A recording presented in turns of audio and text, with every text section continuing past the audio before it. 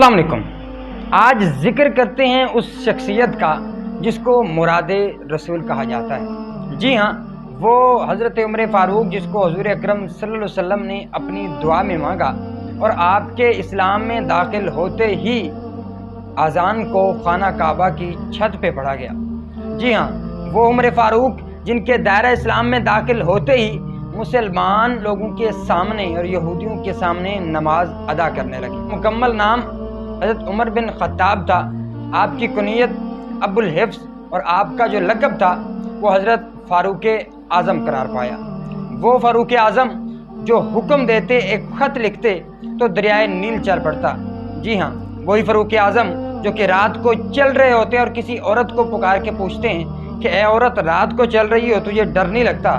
तो वो औरत और बहादुरी के साथ कहती है कि या तो उमर फ़ारूक इस दुनिया में नहीं है या आप खुद उमर फ़ारूक हो, क्योंकि उमर फ़ारूक के होते हुए कोई भी मुझे या किसी भी औरत को नहीं छू सकता। हज़रत उमर फ़ारूक के दौर में ही ये हुज़ूर अकरम सल्लल्लाहु अलैहि वसल्लम हुआ कि जिसके बारे में हुज़ूर ने फरमाया था कि एक औरत ईरान से चलेगी और ईरान से शाम में आएगी, शाम से वो अरब में जाकर हज अदा करेगी, अकेली होगी और फिर वापस जाएगी, उसको कोई हाथ तक नहीं लगा सकेगा।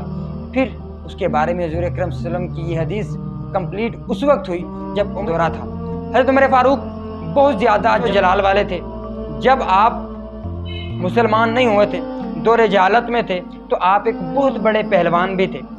आपने तकरीबन 27 साल की उम्र में इस्लाम कबूल किया और आप जो हैं वो 40 मर्दों और 11 औरतों के बाद दायरा इस्लाम में दाखिल हुए। वाक़या फ़ील के 13 साल बाद पैदा हुए और दीन इस्लाम के 6ठे साल में आपने इस्लाम को उज़्मा पर कायम रहे।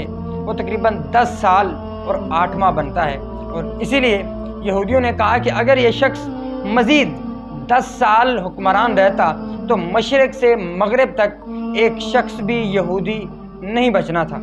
वो उमर फ़ारूक जिनके बारे में हुज़ूर ने फरमाया कि अगर मेरे बाद कोई नबी होता तो वो उमर फ़ारूक होते। वो उमर फ़ारूक जिनको हुज़ूर अकरम सल्लल्लाहु अलैहि वसल्लम ने ज़ाहिरी दुनिया में जन्नत की बशारत सुनाई और अज़मत की हामिल शख्सियत जो थी वो इस दारे फ़ानी से रुखसत हुई। और आज भी हम अगर उनके नगमे गा रहे हैं तो उनकी उसी बहादुरी, उसी दिलजोई और हुज़ूर अकरम सल्लल्लाहु अलैहि वसल्लम से वफ़ादारी के उनको हम अपने लिए मुक़द्दम समझते हैं। दुआ है कि अल्लाह तबारक और उन्हीं के सदक़े हमें हमारे और अच्छे और नेक काम करने की तौफ़ीक़ अता फरमाए।